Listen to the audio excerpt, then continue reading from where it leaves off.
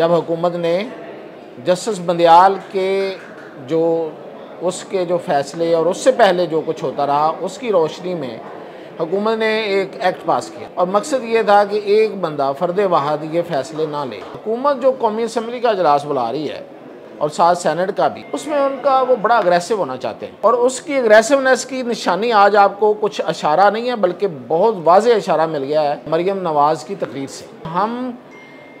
आनी हाथों से निपटेंगे और इसको किसी सूरत नहीं होने देंगे जो करने जा रहे हैं। इस सारी सियासत में, इस सारी कश्मकश में जो स्मार्ट गेम है ना, वो पीपल्स पार्टी कर रही है। जी, हम बात कर रहे हैं आज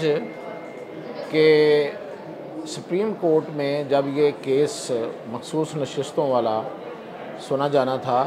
और उस पर बेंच बनना था, तो उस वक़्त सुप्रीम कोर्ट के अंदर क्या हो रहा था, ये बड़ी दिलचस्प कहानी है। बेंच बनने से पहले क्या हुआ, कैसे ये बेंच बना और क्या इस पर बहस हुई, और फिर अब आपको ये भी बताऊंगा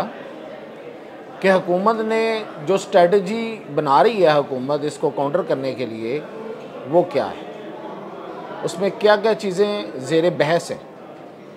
और बन्नू में क्या हुआ, इस पे आज हम बात करते हैं। तो आपको पता है कि सुप्रीम कोर्ट में एक सुप्रीम कोर्ट प्रोसीजर्स एक्ट के तहत एक रूल नया बन गया है। उसके मुताबिक चीफ जस्टिस जो होता है वो अकेले फ़ैसले नहीं लेता,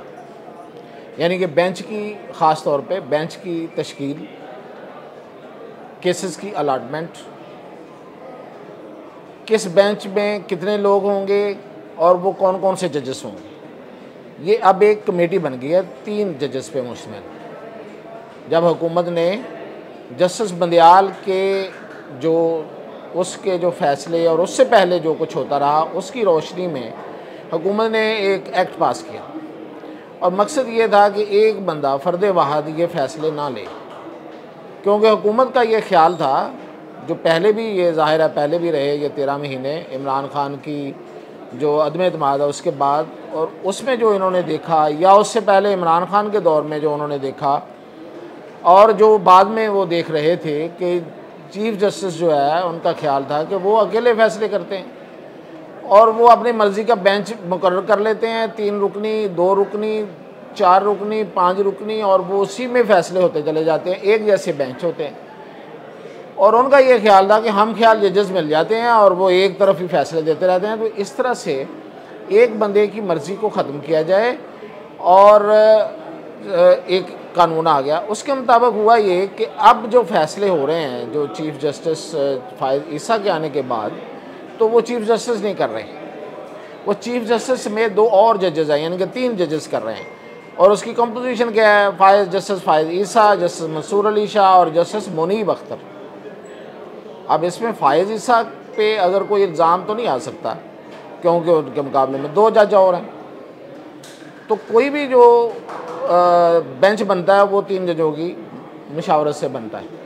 अब इसकी जब बारी आई है, ये जो PTI से मुतल्लक जो केस था मखसूस नशिस्तों वाला, तो उस पर एतराज़ ये आया कि एक जज ने, मैं नाम नहीं लेता, एक जज ने कहा कि जनाब चीफ जस्टिस साहब आप इसका हिस्सा ना बने, क्योंकि बज़ाहिर आप जो वो तरमीम आ रही है, जो मुमकिन एक तरमीम थी, जो एक ख्यालों में थी कि तरमीम आएगी और 3 साल के लिए वो एक बंदा चीफ जस्टिस जो है ना, वो जो भी उसकी जितनी भी मुद्दत होगी वो 3 साल के लिए रहेगा। तो आप चूँकि उसके मुमकिना फ़ायदा हासिल करने वालों में से हैं, तो आप उस हिस्सा ना बने और सीनियर जजेस पे मुश्तमिल एक बेंच बना दिया जाए। तो उस पर फिर काउंटर आर्गूमेंट आया जस्टिस फ़ायद ईसा की तरफ से कि ठीक है, अगर मैं नहीं बनता तो मेरे बाद फिर जो जज साहब बन रहे हैं चीफ जस्टिस वो भी ना बने, क्योंकि वो भी इसके फ़ायदा उठाने वालों में से होंगे, और उसके बाद जो आ रहे हैं वो वाले थे जिन्होंने इतराज़ उठाया था वो भी ना बने, और उसके बाद जो आ रहे हैं वो भी ना बने, तो फिर हम सब निकल जाते हैं, उसके अलावा बना लेते हैं। तो इस पे फिर बड़ी गर्मा गर्म बहस होने के बाद फिर ये वाला बेंच 13 रुकनी बन गया कि नहीं, इसमें सभी आ जाएं और सभी अपना फ़ैसला जो है वो अपने मुताबिक दे। तो देखें इस फैसले, ये एक बड़ा मतलब जितना ये कंट्रोवर्शियल हो रहा है उसमें उतनी ही चीज़ें निकल रही हैं कि ये शुरू से ही इस पे कुछ इस तरह की एक लाइन चल रही थी। अब अगली बात पे आते हैं कि हुकूमत क्या कर रही है। हुकूमत जो कौमी असम्बली का इजलास बुला रही है और साथ सेनेट का भी, जो वो 22 तारीख को शायद वो बुला लेगी, उसमें उनका वो बड़ा अग्रेसिव होना चाहते हैं। और उसकी एग्रेसिवनेस की निशानी आज आपको कुछ इशारा नहीं है बल्कि बहुत वाज़ेह इशारा मिल गया है मरीम नवाज़ की तकरीर से, जिसमें उन्होंने कहा है कि हम आनी हाथों से निपटेंगे और इसको किसी सूरत नहीं होने देंगे जो करने जा रहे हैं। और ये कि आज ज़मीर के मुताबिक फ़ैसले करने वाले सुन लें कि उनके ज़मीर बिके हुए, मतलब बहुत सख्त ज़बान। तो ये रवैया अब तक जो तय हुआ है, अब कल को तब्दील हो जाए तो कुछ कहा नहीं जा सकता, कि ये सख्ती बरती जाएगी और शायद कौमी असम्बली और सेनेट में कहीं कहीं आपको कुछ दीगा मुश्ती नज़र आए, कुछ स्कफल नज़र आए, एक दूसरे को पकड़ के खींचने और पूरा मुक्की का माहौल भी हो सकता है बन जाए, इतनी हीट होगी। और फिर हुकूमत कुछ कानून साजी भी ऐसी कर रही है। ये जो मैंने बात जहाँ से शुरू की ऐसे नहीं की थी, शायद ये एक्ट जिसके तहत 3 जज मिल के कमेटी बनाते हैं, मुमकिन है इस पर बात हो रही है कि उसको वापस ले लिया जाए, लेकिन किस तरह वापस लिया जाए इसका अभी तक कुछ तय नहीं हुआ। और ये कि हुकूमत कुछ और किस्म के कानून साजी भी करने जा रही है, जिसमें शायद वो फैसले करने वालों के इर्द गिर्द कोई दायरे को तंग करेंगे, ख़तरनाक इरादे हैं। अब देखते हैं कि उसमें कामयाब कितने होते हैं। लेकिन एक बात तय है, एक बात आज और वाज़ेह हुई है, वो ये कि इस सारी सियासत में, इस सारी कशमकश में जो स्मार्ट गेम है ना, वो पीपल्स पार्टी कर रही है। अब उसकी तफसील फिर आपको कभी बताऊँ। वैसे तो बहुत सारी चीज़ें वाज़ेह हैं, लेकिन इस पर तफसील के साथ फिर कभी को एक रील आउट करेंगे तो उसमें बताऊँगा कि कैसे पीपल्स पार्टी जो है वो स्मार्ट गेम करती चली जा रही है। इलेक्शन कमीशन की प्रेस रिलीज़ आज देखी है, सब ने देखी है, और उसमें इलेक्शन कमीशन ने ये कह के कि हम फैसले पर अमल दरामद करेंगे, उसके बाद उन्होंने